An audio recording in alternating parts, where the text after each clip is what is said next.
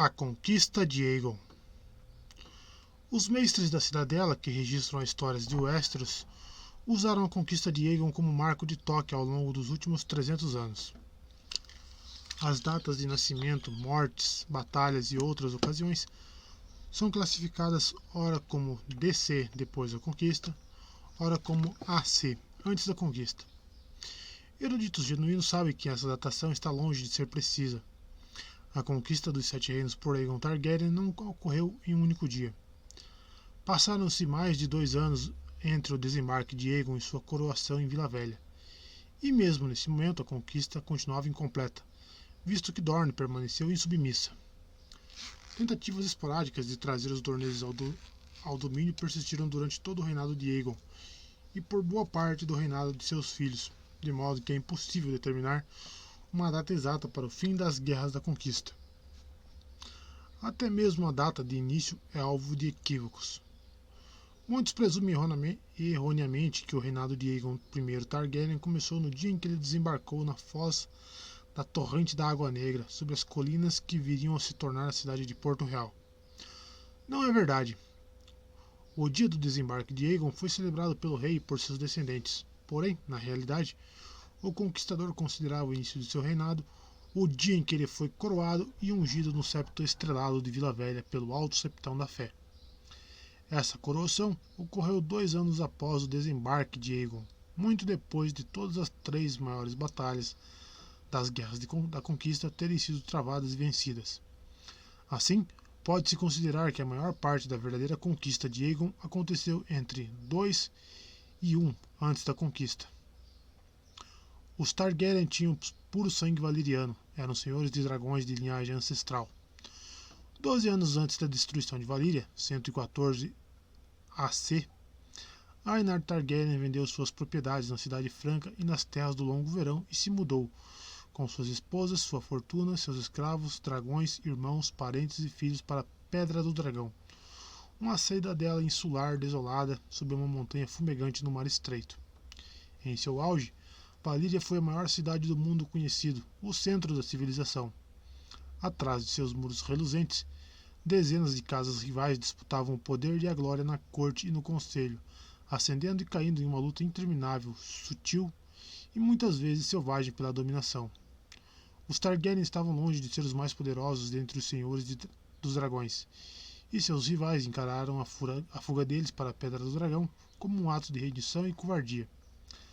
Mas Daenerys, a filha donzela de Lord Aenar, que para sempre viria a ser conhecida como Daenerys a Sonhadora, havia antevisto a ruína de Valíria pelo fogo. E, com o advento da destruição, 12 anos depois, os Targaryen foram os únicos senhores dos dragões a sobreviver. Pedra do Dragão fora durante 2 séculos o posto avançado mais ocidental do domínio valyriano. Sua localização de frente a Goela proporcionava aos senhores o controle da Baía da Água Negra, e permitia que tanto os Targaryen quanto seus aliados próximos, os Velaryon de Deriva Marca, uma casa menor de ascendência valyriana, enchessem seus cofres com o comércio que passava por ali. Os navios dos Velaryon, assim como os de outra casa valyriana aliada, os Celtigar de Ilha da Garra, dominavam as extensões a médio alcance do Mar Estreito, enquanto os Targaryen governavam os céus com seus dragões. Contudo, ainda assim, durante quase 100 anos após a destruição de Valíria, que receberia a pertinente alcunha Século do Sangue, a casa Targaryen manteve os olhos no leste, não no oeste, e pouco se interessou pelos assuntos de Westeros. Daemon Targaryen, irmão e marido de Daenerys a Sonhadora, sucedeu Aenar, o exilado, como Senhor de Pedra do Dragão, e se tornou conhecido como Daemon o Glorioso. Seu filho Aegon e sua filha Elaena governaram juntos após sua morte. Depois, o título foi passado ao filho deles, Maegor, ao irmão dele, Aerys, e aos filhos de Aerys, Aelex, Baelon e Daemon. O último dos 3 irmãos era Daemon, cujo filho, Aerion, então o sucedeu em Pedra do Dragão. Aegon, que se entraria para a história como Aegon o Conquistador, e Aegon o Dragão, nasceu em Pedra do Dragão em 27 antes da conquista. Foi o segundo filho e único menino de Aerion, senhor de Pedra do Dragão, e da senhora Valaena, que era também Targaryen pelo lado da mãe. Aegon teve duas irmãs legítimas, uma mais velha, Visenya, e uma mais nova, Rhaenys. Entre o antigo costume entre os Senhores dos Dragões e Valíria, o casamento entre irmão e irmã, para preservar a pureza da linhagem. Mas Aegon desposou as suas duas irmãs. Pela tradição, teria sido de esperar que ele se casasse apenas com a irmã mais velha, Visenya. A inclusão de Rhaenys como sua segunda esposa era incomum, ainda que não sem precedentes. Houve quem dissesse que Aegon desposou Visenya por dever e Rhaenys por desejo. Todos os três irmãos tinham se revelado senhores dos dragões antes de se casarem. Dos 5 dragões que haviam voado com Aenar, o exilado, a partir de Valíria, apenas um vivia na época de Aegon, o grande animal chamado Balerion, o Terror Negro. Os dragões Vhagar e Meraxes eram mais jovens, nascidos na própria Pedra do Dragão. Um mito comum, muito frequente entre os ignorantes, afirma que Aegon Targaryen jamais havia posto os pés no solo de Westeros antes do dia que zarpou para conquistar o continente. Mas isso não pode ser verdade. Anos antes dessa viagem, a mesa pintada fora esculpida e decorada por ordem de Lord Aegon, uma placa colossal de madeira com cerca de 15 metros de comprimento, esculpida no formato de Westeros e pintada para representar todas as florestas e cidades, todos os rios e castelos dos Sete Reinos. Claramente, o interesse de Aegon por Westeros era muito anterior aos acontecimentos que o levaram à guerra. Ademais, existem registros confiáveis de que Aegon e a irmã Visenya visitaram a cidadela de Vila Velha na juventude e falcoaram na árvore a convite de Lord Redwyne. É possível que ele também tenha visitado Lannisport. Os registros divergem.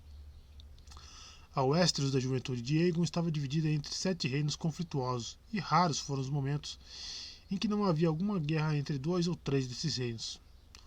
O vasto, frio e pedregoso norte era governado pelos Stark de Winterfell. Nos desertos de Dorne, o domínio pertencia aos Príncipe Martell. As terras ocidentais, ricas em ouro, eram regidas pelos Lannister de Rochedo Casterly, e a fértil Campina pelos Gardener de Jardim de Cima. O vale, os dedos e as montanhas da lua pertenciam à Casa Arryn. Mas os reis mais beligerantes na época de Aegon eram os 2 cujos domínios ficavam mais próximos de Pedra do Dragão: Haren, o Negro, e Argilac, o Arrogante. No passado de sua grande cidadela em Ponta Tempestade, os reis da Tempestade da Casa do Randon haviam governado a metade oriental de Westeros, desde o Cabo da Fúria até a Baía dos Caranguejos, mas seus poderes minguaram ao longo dos séculos. Os reis da Campina abocanharam porções de seus domínios a oeste, os Dorneses os acossaram pelo sul, e Haren, o Negro, e seus homens de ferro os expulsaram do Tridente das terras ao norte, na torrente do Água Negra. O rei Argilac, o último do Randon, havia interrompido esse declínio por algum tempo, rechaçando uma invasão dornesa quando ainda era menino, atravessando o Mar Estreito para se unir à grande aliança contra os Tigres Imperialistas de Volantes e matando Garce VII Gardener, rei da Campina, na Batalha de Campo Estival 20 anos depois. Mas Argilac envelhecera, sua famosa cabeleira negra ficara grisalha, e sua habilidade com armas minguara. Ao norte da Água Negra, as terras fluviais eram governadas pela mão brutal de Haren o Negro, da Casa Ror, rei das ilhas e dos rios. Harwin Mão Dura, avô de ferro de Haren, tomara o tridente do avô de Argilac, Arrec, cujos antepassados haviam derrubado o último dos reis fluviais séculos antes. O pai de Haren estendera os seus domínios para leste do Val do Caso e Rosby. O próprio Haren dedicara a maior parte de seu longo reinado, quase 40 anos, à construção de um castelo gigantesco ao lado do Olho de Deus. Mas como Harrenhal finalmente se aproximava da conclusão, os Homens de Ferro logo estariam livres para partir em busca de novas conquistas. Nenhum rei do Westeros era mais temido do que Haren Negro, cuja crueldade se tornara lendária em todos os 7 reinos, e nenhum rei de Westeros se sentia mais ameaçado que Argilac, o Rei da Tempestade, último do Randall, um guerreiro idoso cuja única herdeira era uma filha donzela. Foram essas circunstâncias que fizeram o rei Argilac buscar os Targaryen em Pedra do Dragão e oferecer ao Lord Aegon sua filha em casamento, com todas as terras ao leste do Olho de Deus. Desde o Tridente até a torrente da Água Negra, sua filha em casamento, com todas as terras ao leste do Olho de Deus, desde o Tridente até a torrente do Água Negra como dote. Aegon Targaryen rejeitou a proposta do Rei da Tempestade. Ele ressaltou que tinha 2 esposas, não precisava de uma terceira, e as terras ofertadas como dote haviam pertencido a Harrenhal por mais de uma geração. Argilac não tinha o direito de dá-las. Na realidade, o idoso Rei da Tempestade pretendia estabelecer os Targaryen ao longo da Água Negra como um escudo entre suas próprias terras e as de Harren o Negro. O Senhor de Pedra do Dragão fez uma contraproposta. Ele aceitaria as terras oferecidas como dote se Argilac também cedesse o Gancho de Massey e as florestas e planícies desde o sul da Água Negra até o rio Gokevai e a nascente do Vago. O pacto seria selado pelo casamento da filha de Argilac com Orys Baratheon, amigo de infância de Lord Aegon e seu campeão. Argilac, o arrogante, recusou com raiva esses termos. Dizia-se à boca pequena que Orys Baratheon era um indigno meio-irmão do Lord Aegon, e o Rei da Tempestade não comprometeria a honra da filha ao dar sua mão a um bastardo. A mera sugestão o enfurecera. Argilac deu ordem para que as mãos do emissário de Aegon fossem decepadas e enviadas de volta numa caixa. Estas são as únicas mãos que seu bastardo receberá de mim, escreveu ele. Aegon não respondeu, apenas convocou seus amigos, vassalos e principais aliados à Pedra do Dragão. Seus contingentes eram pequenos. Os Velaryon de Deriva Marca eram juramentados à casa Targaryen, assim como os Celtigar da Ilha da Garra. Do Gancho de Massey vieram Lord Bar Aemon, de Ponta Afiada, e Lord Massey de Baile Pedra, ambos juramentados à Ponta Tempestade, mas com vínculo mais forte com Pedra do Dragão. O Lord Aegon e suas irmãs os consultaram, e também visitaram o septo do castelo para rezar aos 7 de Westeros, embora eles nunca tivessem sido vistos como um homem de fé. No 7º dia, mandou Vinicorvos ao seu voo das Torres de Pedra do Dragão para levar a palavra do Lord Aegon aos 7 reinos de Westeros. Aos 7 reis eles voaram, à cidadela de Vila Velha, aos senhores grandes e pequenos, todos levavam a mesma mensagem. A partir daquele dia, haveria apenas um rei em Westeros. Aqueles que dobrassem o joelho para Aegon da casa Targaryen preservariam terras e títulos. Aqueles que pegassem armas contra eles seriam derrotados, humilhados e destruídos. Os registros diferem quanto à quantidade de espadas que zarparam de Pedra do Dragão com Aegon e suas irmãs. Alguns dizem 3.000, outros que eram meras centenas. Essa modesta hoste Targaryen aportou na foz da torrente do Água Negra na margem norte, onde 3 colinas cobertas de florestas se elevavam acima de um pequeno vilarejo de pescadores. Nos tempos dos 100 reinos, muitos reis mesquinhos haviam declarado domínio sobre a foz do rio, incluindo os reis Darkling de Val do Caso, os Massey de Baile Pedra e os antigos reis fluviais, fossem eles os Mood, os Fisher, os Bracken, os Blackwood ou os Hook. Em certas ocasiões, as 3 colinas tinham sido coroadas com torres e fortes, que sempre acabavam por ser derrubados em uma ou outra guerra. Agora restavam apenas pedras quebradas e ruínas cobertas pela vegetação para receber os Targaryen. Embora fosse disputada tanto por Ponta Tempestade quanto por Harrenhal, a foz do rio não tinha defesas, e os castelos mais próximos eram mantidos por senhores menores desprovidos de muito poder ou competência militar, e senhores que tinham poucos motivos para amar seu sucerano oficial, Harren o Negro. Aegon Targaryen logo erigiu uma paliçada com estacas e barro em torno da maior das 3 colinas, e enviou suas irmãs para garantir a submissão dos castelos mais próximos. Rosby se rendeu a Rhaenys e aos olhos dourados de Meraxes sem lutar. Em Stokeworth, alguns homens armados com bestas dispararam setas contra a Visenya, até as chamas devagar incendiarem os telhados do castelo, e assim também eles se renderam.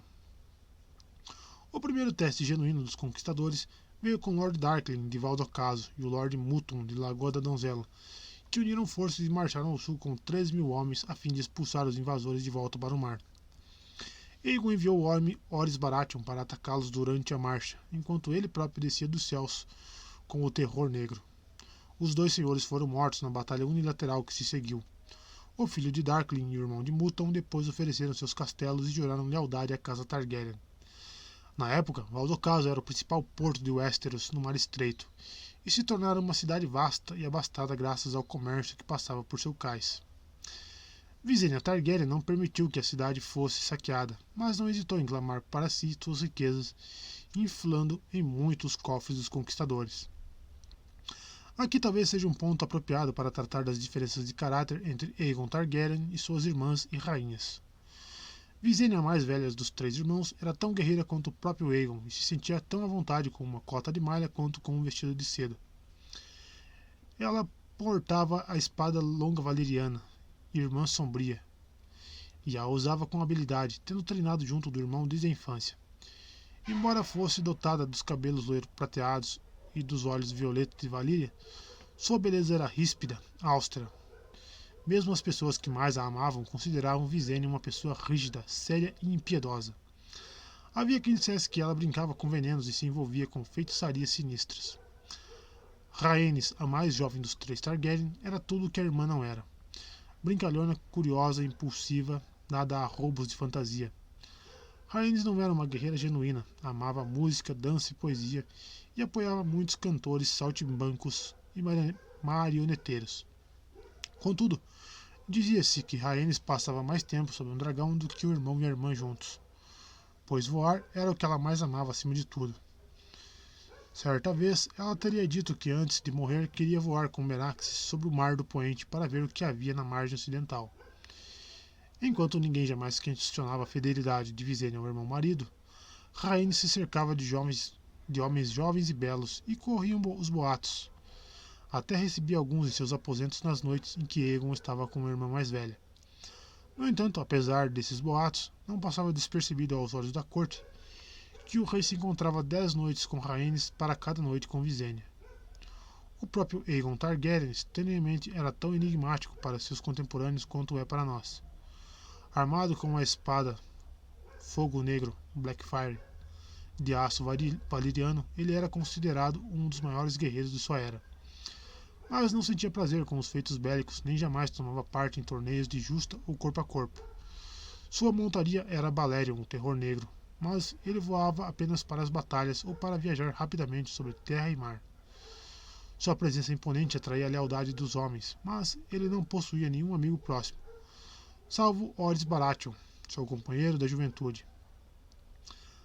As mulheres o procuravam, mas Aegon permanecia fiel às irmãs.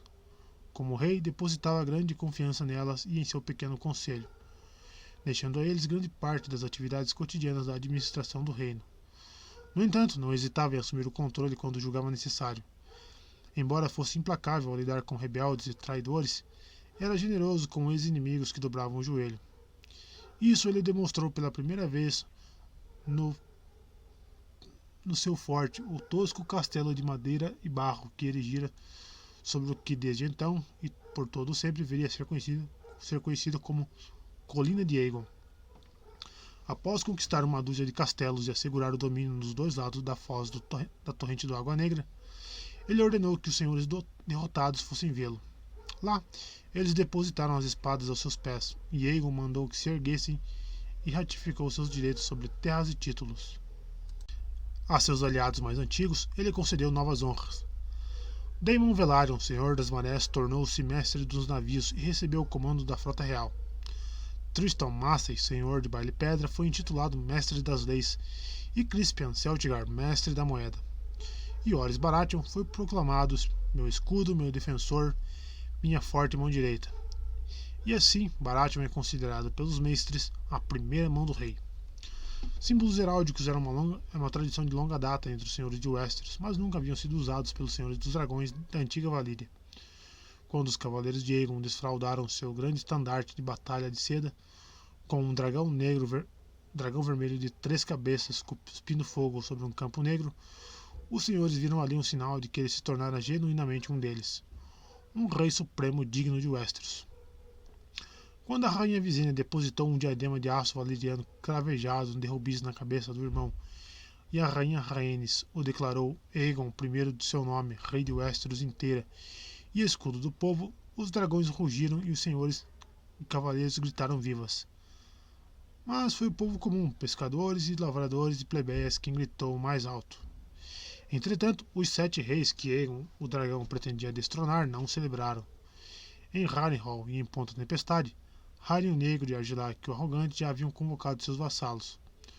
No oeste, o rei Merne da Campina cavalgou para o norte pela estrada do mar junto a Rochedo Casterly, a fim de conferenciar com o rei Loren da casa Lannister. A princesa de Dorne enviou um corvo à Pedra do Dragão, oferecendo-se para unir a Aegon contra Argilac, o rei da Tempestade, mas como aliado em condições de igualdade, não como súdita. Outra proposta de aliança veio de Ronel Arryn, o rei menino do Ninho da Águia, cuja mãe pedia todas as terras ao leste do Ramo Verde do Tridente em troca do apoio do Vale contra Hárien o Negro. Até mesmo no norte, o rei Torrhen Stark de Winterfell conferenciou com seus vassalos e conselheiros até tarde da noite, debatendo o que fazer a respeito desse pretendente a conquistador. Todo o território aguardava ansiosamente para ver aonde Aegon iria primeiro. Dias depois de sua coroação, Aegon pôs novamente seus exércitos em marcha. A maior parte de suas forças cruzou a torrente da Água Negra, seguindo rumo ao sul para a Ponta Tempestade, sob o comando de Orys Baratheon. A rainha Rhaenys o acompanhava, montada em Meraxes dos Olhos Dourados e das Escamas de Prata. A frota Targaryen, com Daemon Velaryon, saiu da Baía da Água Negra e virou-se para o norte, em direção à Vila Gaivota e ao Vale. Com eles foram a rainha Visenya e Vhagar. E o rei marchou ao noroeste, para o Olho de Deus e Harrenhal, a colossal fortaleza que era objeto de orgulho e obsessão do rei Hárien o Negro. As 3 investidas dos Targaryen enfrentaram ferrenha oposição. Os lords Arrow, Fell e Butler, vassalos de Ponta Tempestade, surpreenderam as unidades avançadas da hoste de Orys Baratheon durante a travessia do Guaquevai, abatendo mais de 1000 homens antes de recuarem para dentro da floresta. Uma frota Arryn, reunida às pressas, auxiliada por uma dúzia de navios de guerra Braavosis, interceptou e derrotou a frota Targaryen no litoral de Vila Gaivota. Entre os mortos se encontrava Daemon Velaryon, o almirante de Aegon. E o próprio Aegon também foi atacado na margem sul do Olho de Deus, não só uma, como 2 vezes.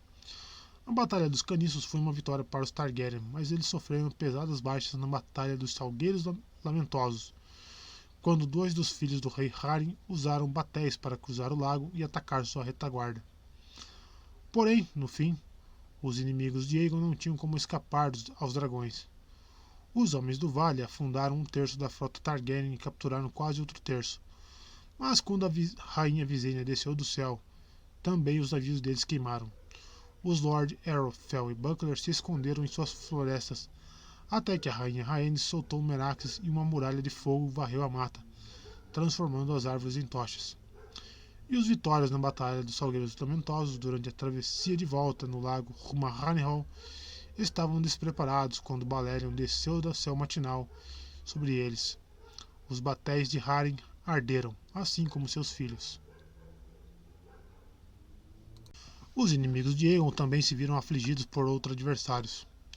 Enquanto Argilac, o Arrogante, reuniu suas tropas em Ponta Tempestade, piratas dos degraus desembarcaram nas areias do Cabo da Fúria para tirar proveito da ausência dos senhores, e saqueadores orneses avançaram desde as Montanhas Vermelhas para assolar as Marcas.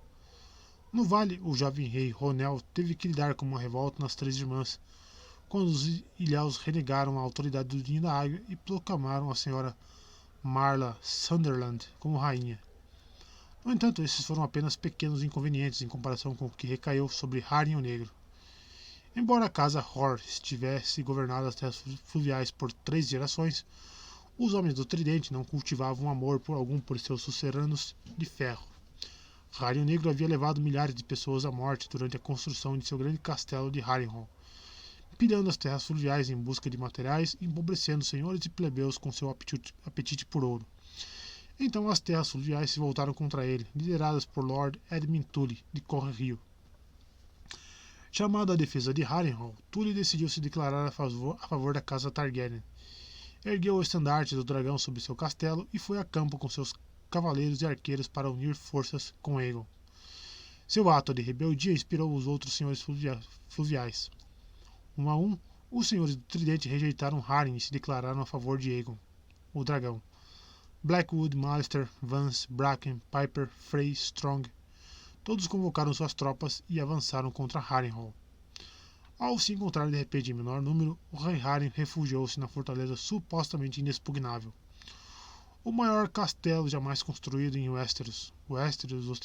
Harrenhal ostentava 5 torres colossais, uma fonte inesgotável de água doce, imensas cavernas subterrâneas bem abastecidas de suprimentos e gigantescas muralhas de pedra negra mais altas que qualquer escada e grossas demais para serem penetradas por qualquer ariete ou destruídas por catapultas. Haren trancou os portões e se abrigou com os filhos e aliados que lhe restavam para resistir a um cerco. Aegon de Pedra do Dragão tinha outros planos. Após unir as forças com Edmund Tully e os outros senhores fluviais para cercar o castelo, ele enviou um mestre aos portões com uma bandeira de paz para dialogar. Haren saiu para recebê-lo, um homem velho e grisalho, mas ainda imponente em sua armadura negra. Cada rei estava acompanhado de seu porte-estandarte e seu mestre, então as palavras trocadas ainda são lembradas. Renda-se agora, começou Aegon, e você ainda poderá ser senhor das Ilhas de Ferro. Renda-se agora e seus filhos viverão para governar depois de você. Tenho 8.000 homens em volta de suas muralhas. O que está em volta das minhas muralhas não me interessa, disse Haren. Essas muralhas são fortes e grossas, mas não tão altas que impeçam a entrada de dragões. Dragões voam. Construí com pedras, disse Haren. Pedras não queimam. A isso Aegon respondeu. Ao pôr do sol, sua linhagem chegará ao fim. Dizem que Haren cuspiu em desprezo e voltou para seu castelo. Depois de entrar, ele enviou cada homem sob seu comando aos parapeitos armados com lanças, arcos e bestas, e prometeu terras e riquezas a quem conseguisse abater o dragão. Se eu tivesse uma filha, aquele que matar o dragão conquistaria também sua mão, proclamou Haren o Negro. Mas eu lhe darei uma das filhas de Tully, ou todas 3 se quiser. Ou pode escolher uma das crias de Blackwood ou de Strong, ou qualquer menina gerada por esses traidores do Tridente, esses senhores de lama amarela. Haren então se recolheu à sua torre e se cercou de sua guarda pessoal para cear com os filhos que lhe restavam. Quando os últimos resquícios de luz do sol desapareceram, os homens de Haren Negro observaram fixamente a escuridão que se adensava, agarrados às suas lanças e bestas. Ao verem que não aparecia nenhum dragão, alguns talvez tenham pensado que as ameaças de Aegon eram vazias. Mas Aegon Targaryen levou Balerion até as alturas através das nuvens, para cima, até o dragão ficar pequeno como uma mosca diante da lua. Só então ele desceu direto dentro das muralhas do castelo. Com asas negras feito breu, Balerion mergulhou na noite e, quando as torres de Harrenhal apareceram debaixo dele, rugiu com sua fúria e as cobriu de chamas negras, entremeadas de labaredas vermelhas. Pedras não queimam, alardeara Haren, mas seu castelo não era feito apenas de pedra. Madeira e lã, cânhamo e palha, pão e carne salgada e grãos. Tudo pegou fogo. E tampouco os homens de ferro de Haren eram feitos de pedra. Fumegantes, aos gritos cobertos de chamas, eles correram pelos pátios e caíram dos aldarves para morrer chão abaixo. Até pedras racham e se fundem sob um calor quente o bastante. Os senhores fluviais em torno das muralhas do castelo disseram depois que as torres de Harrenhal brilharam vermelhas sobre a noite, como 5 grandes velas, e, como tais, começaram a se retorcer e derreter, conforme regatos de pedra de coefeita corriam pelas laterais. Haren e seus últimos filhos morreram nas chamas que engoliram sua monstruosa fortaleza naquela noite. A casa Horn morreu com ele, assim como o controle das Ilhas de Ferro sobre as terras fluviais. No dia seguinte, diante das ruínas fumegantes de Harrenhal, o rei Aegon aceitou o juramento de lealdade de Edmund Tully, senhor de Corre Rio, e o nomeou senhor do Supremo do Tridente. Os outros senhores fluviais também prestaram o juramento, a Aegon, o rei, e a Edmund Tully, seu sucerano. Quando as cinzas esfriaram bastante para que os homens pudessem entrar em segurança no castelo, as espadas dos mortos, muitas destruídas ou retorcidas em tripas de aço pelo fogo do dragão, foram recolhidas e enviadas em carroças de volta ao forte de Aegon. Ao sul e ao leste, os vassalos do Rei da Tempestade se mostraram consideravelmente mais leais do que os do rei Haren. Argilac, o arrogante, reuniu um grande exército à sua volta em Ponta Tempestade.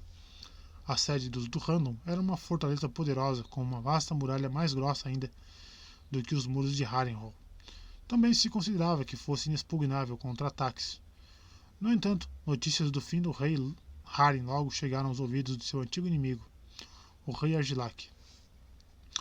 Os lords Fell e Buckler, em recuada do exército que se aproximava, o Lord Arrow havia morrido, enviaram notícias da rainha Rhaenys e seu dragão.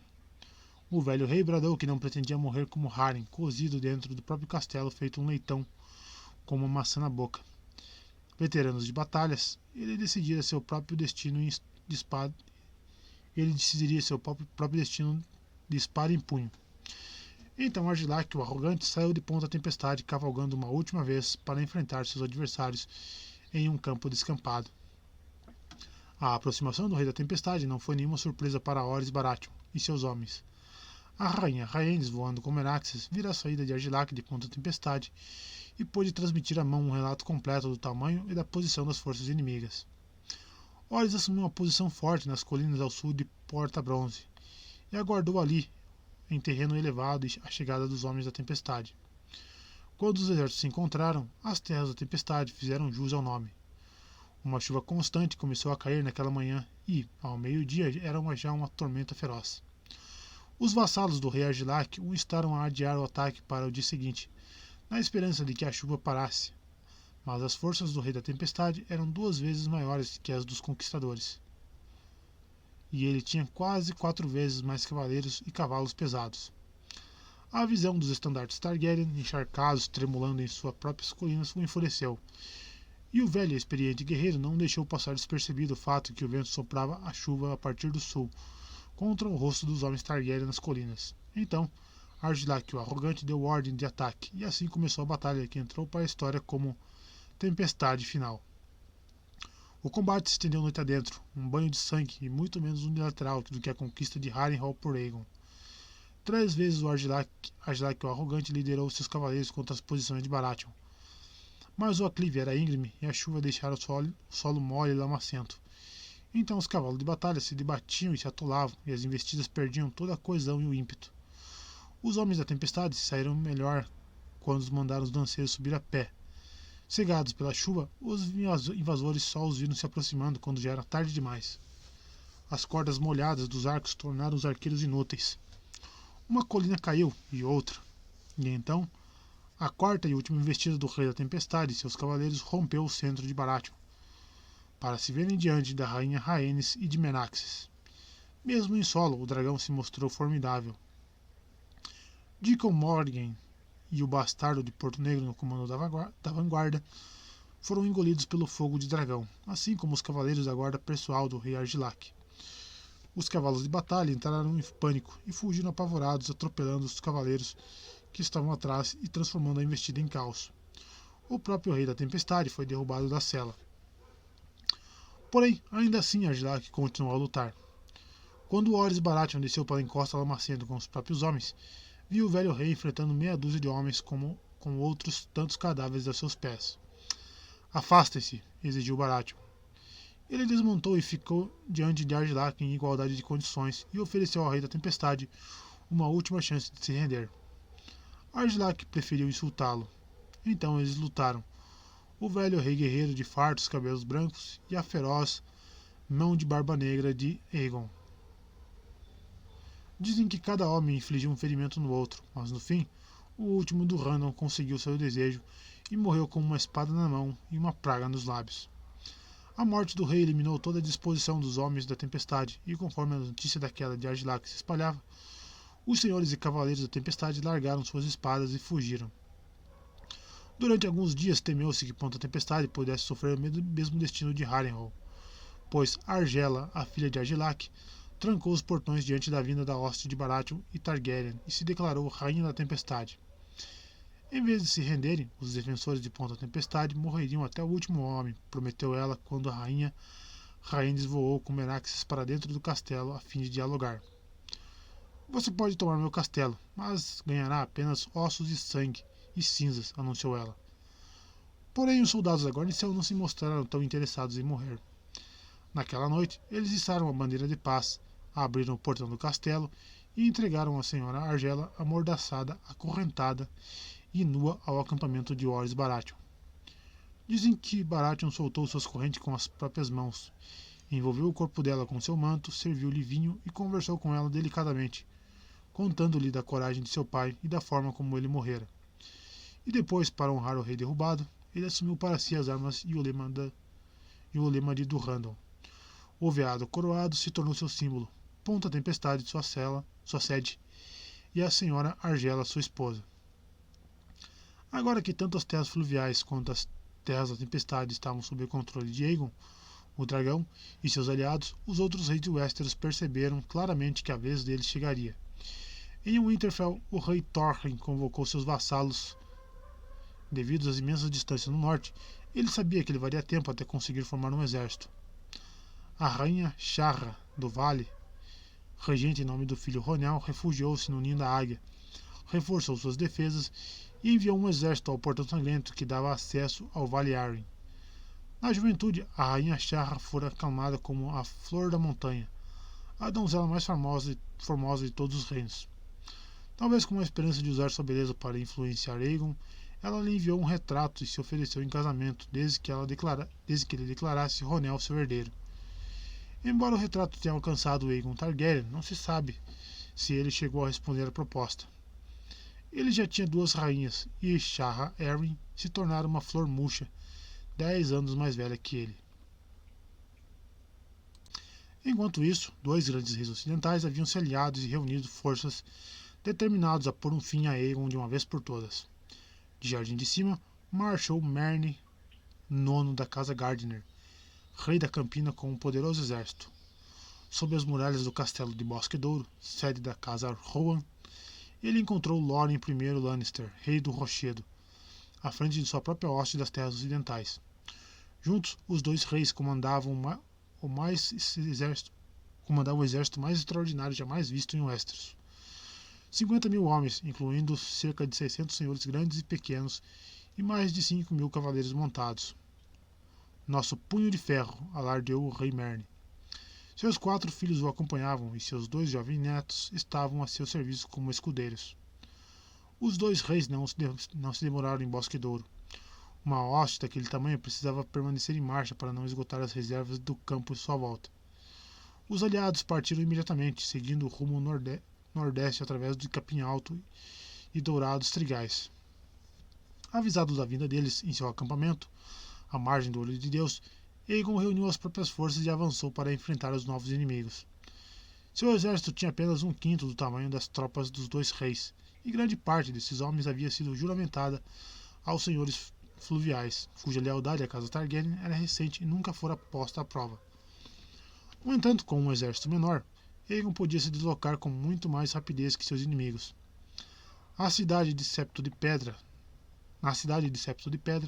ele reencontrou suas 2 rainhas e seus dragões, Rhaenys, vinda de Ponta Tempestade, e Visenya da Ponta da Garra Rachada, onde ela aceitara muitos juramentos fervorosos de lealdade dos senhores locais. Juntos, os 3 Targaryen observaram do céu conforme o exército de Aegon atravessava a nascente da torrente do Água Negra que corria para o sul. Os 2 exércitos se encontraram em meia à ampla planície ao sul do Água Negra, perto de onde viria a ser a Estrada do Ouro. Os 2 reis celebraram quando os batedores voltaram com as informações a respeito do tamanho e do posicionamento das forças Targaryen. Aparentemente, eles tinham 5 homens para cada um de Aegon, e a disparidade de senhores e cavaleiros era maior ainda. E o terreno ainda era amplo e aberto, capim e trigo até onde a vista alcançava, ideal para cavalos pesados.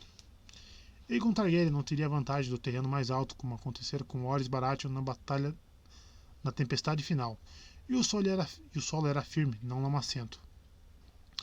E eles tampouco seriam perturbados pela chuva. Não havia nuvens, embora ventasse.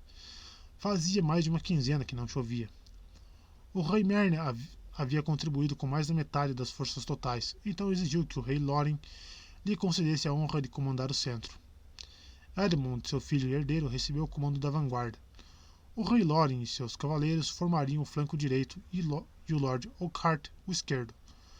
Como não havia barreiras naturais para firmar a hoste Targaryen, os dois reis pretendiam contornar Aegon pelos flancos e atacá-lo pela retaguarda, enquanto seu punho de ferro, uma grande cunha de cavaleiros de armaduras e grandes senhores, esmagava o centro de Aegon. Aegon Targaryen organizou seus homens em uma formação vaga crescente, com eriçada com lanças e piques, com arqueiros e besteiros logo atrás e a cavalaria leve nos flancos. Entregou o comando de suas forças a Jon Mutton, senhor de Lagoa da Donzela, um dos primeiros adversários a se unir à causa. O próprio rei pretendia combater do céu junto de suas rainhas. Aegon também havia percebido a falta de chuva. O capim e o trigo que cercavam os exércitos estavam altos e prontos para a colheita, e muito secos. Os Targaryen esperaram até que os dois reis fizessem soar as trombetas e começassem a avançar sobre o mar de estandartes. O próprio rei Meryn, seu garanhão dourado, liderou o ataque contra o centro, com o filho Gawain ao seu lado, trazendo o estandarte deles, uma grande mão verde sobre um campo branco. Com urros e gritos, instigados por cornetas e tambores, os Gardener e os Lannister avançaram por uma tempestade de flechas até os inimigos, afastando os lanceiros Targaryen e desintegrando as filas deles. Mas àquela altura, Aegon e as irmãs já estavam no ar. Aegon voou com Balerion por cima das fileiras de seus inimigos, através de uma tormenta de lanças, pedras e flechas, e desceu repetidas vezes para banhá-los em chamas. Rhaenys e Visenya lançaram fogo de encontro aos inimigos em sua retaguarda. O capim e o trigo seco se inflamaram imediatamente, e o vento espalhou as chamas e soprou a fumaça no rosto dos homens dos dois reis que avançavam. O cheiro de queimado levou as montarias ao pânico, e quando a fumaça se adensou, cavalos e cavaleiros perderam toda a visão. As fileiras começaram a se desfazer à medida que as muralhas de fogo se erguiam por todos os lados. Os homens do Lord Mutton, a favor do vento e protegidos da conflagração, esperaram com arcos e lanças e se apressaram a matar os homens queimados ou em chamas que saíam aos tropeços do incêndio. Mais tarde, a batalha receberia o nome de Campo de Fogo. Mais de 4.000 homens morreram nas chamas. Outros 1.000 pereceram na ponta de espadas, lanças e flechas. Dezenas de milhares sofreram queimaduras, algumas tão graves que deixariam marcas para o resto da vida. O rei Meryn IX foi um dos mortos, junto com seus filhos, netos, irmãos, primos e demais parentes. Um sobrinho sobreviveu por 3 dias. Quando ele morreu em decorrência das queimaduras, a casa Gardener se foi também. O rei Loren do Rochedo sobreviveu, tendo cavalgado através de uma parede de fogo e fumaça até um lugar seguro quando viu que a batalha estava perdida. Os Targaryen perderam menos de 100 homens. A rainha Visenya foi atingida com uma flecha no ombro, mas não demorou a se recuperar. Enquanto os dragões se esbaldavam com os mortos, Aegon determinou que as espadas dos derrotados fossem reunidas e enviadas rio abaixo. Loren Lannister foi capturado no dia seguinte. O rei do Rochedo depositou sua espada e sua coroa aos pés de Aegon, dobrou o joelho e lhe prestou o juramento. E Aegon, fiel às suas promessas, fez o inimigo derrotado se levantar e ratificou seus direitos sobre terras e títulos, nomeando o senhor de Rochedo Casterly e guardião do oeste. Os vassalos de Lord Loren seguiram seu exemplo, assim como muitos dos senhores da Campina que haviam sobrevivido ao fogo de dragão. No entanto, a conquista do oeste ainda não estava completa.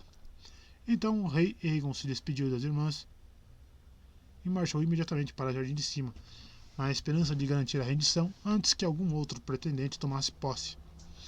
Ele encontrou o castelo nas mãos de Harlan Tyrell, o intendente cujos antepassados serviam os Gardener havia séculos. Tyrell entregou as chaves do castelo sem luta e jurou lealdade ao rei conquistador. Como recompensa, Aegon lhe deu o Jardim de Cima e todos os seus domínios, nomeando o Guardião do Sul e Senhor Supremo do Vago, além de conferir-lhe autoridade sobre todos os antigos vassalos da casa Gardener. A intenção do rei Aegon era seguir marcha rumo ao sul e decretar a submissão de Vila Velha, da Árvore e de Dorne. Mas enquanto se encontrava em Jardim de Cima, chegaram-lhe notícias de um novo desafio. Torrhen Stark, rei do norte, havia atravessado o gargalo e entrado nas terras fluviais à frente de um exército de 30.000 bárbaros do norte. Aegon partiu imediatamente para o norte a fim de enfrentá-lo, voando à frente de seu exército nas asas de Balerion, o Terror Negro, e mandou que avisassem também suas 2 rainhas e todos os senhores e cavaleiros que haviam submetidos a ele após Harrenhal e o Campo de Fogo. Quando Thorin Stark chegou às margens do Tridente, encontrou uma hoste uma vez e meia maior que a sua espera ao sul do rio. Senhores fluviais, homens das terras ocidentais, das terras da tempestade, da campina, todos haviam comparecido.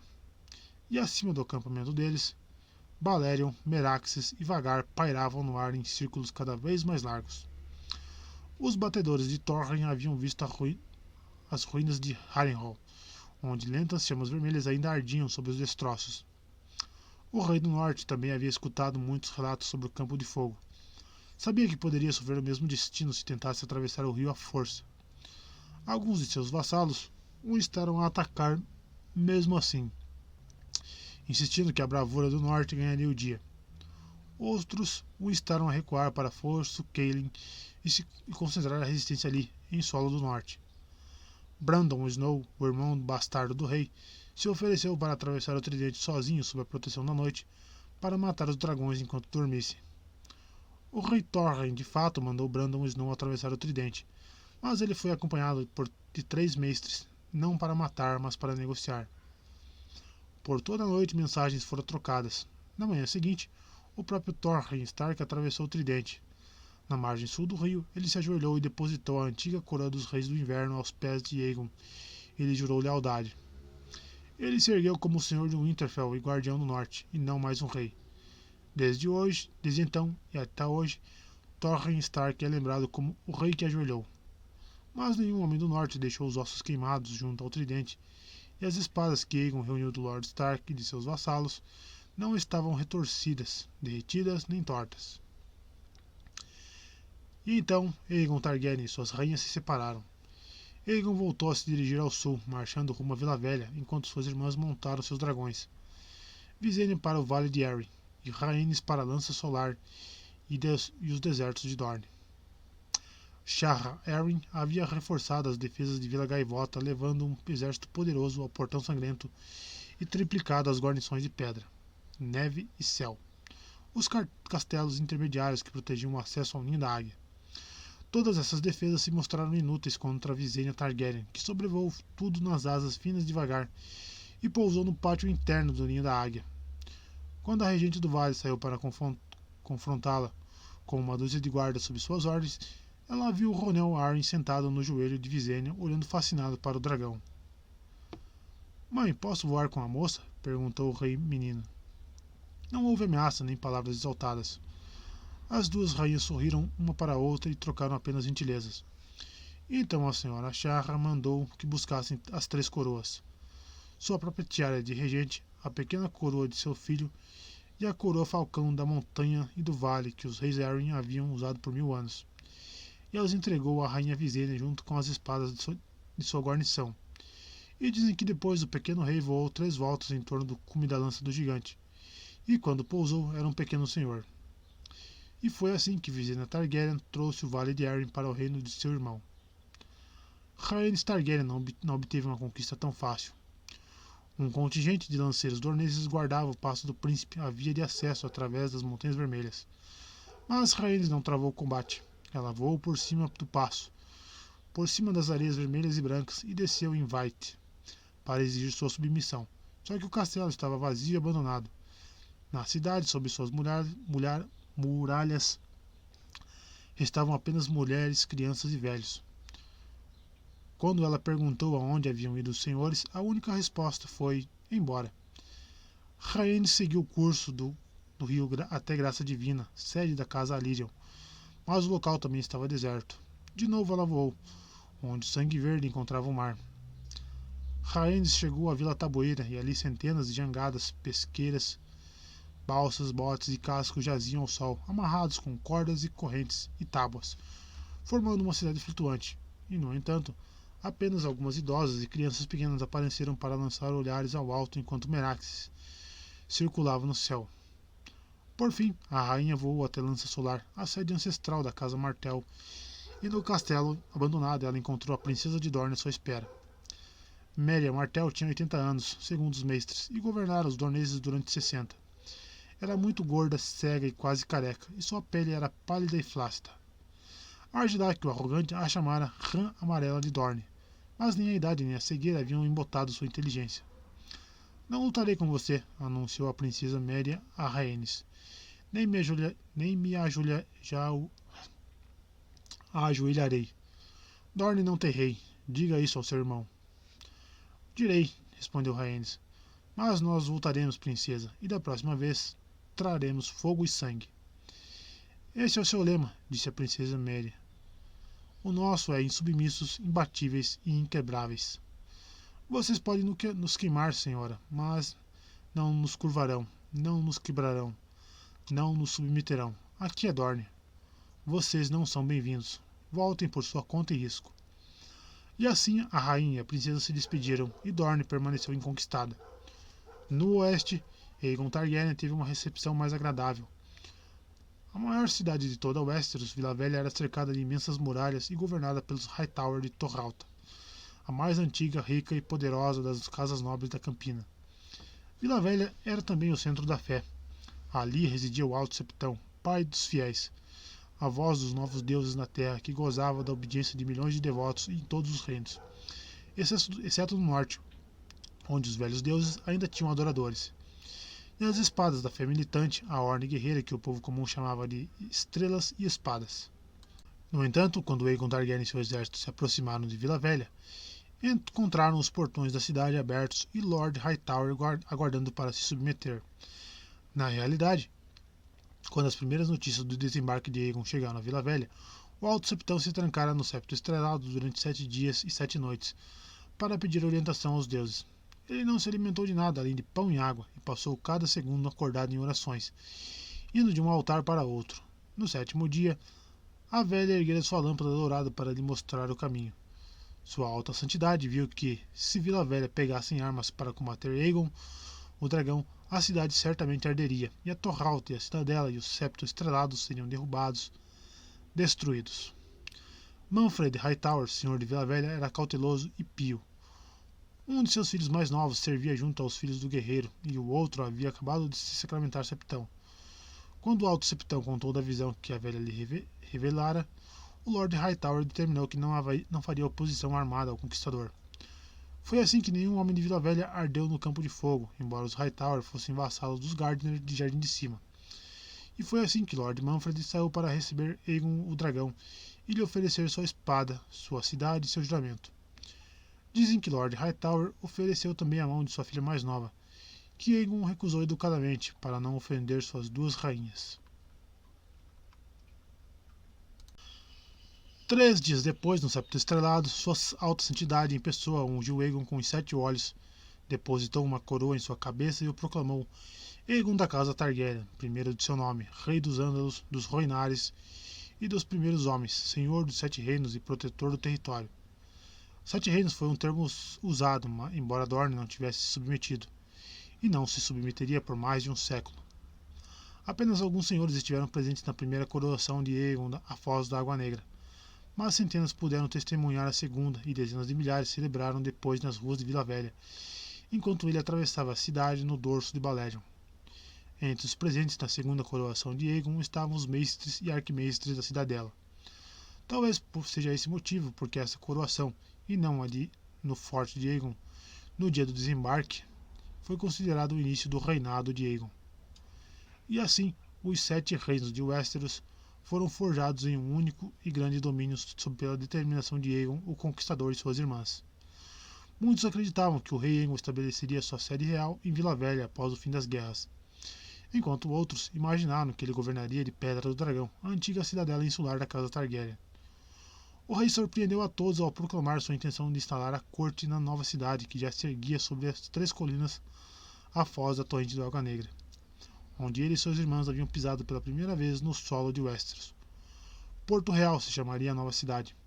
Dali, Aegon, o dragão, governaria seu reino sobre um grande trono de metal feito com as espadas derretidas, retorcidas, amassadas e quebradas de todos os seus inimigos derrotados.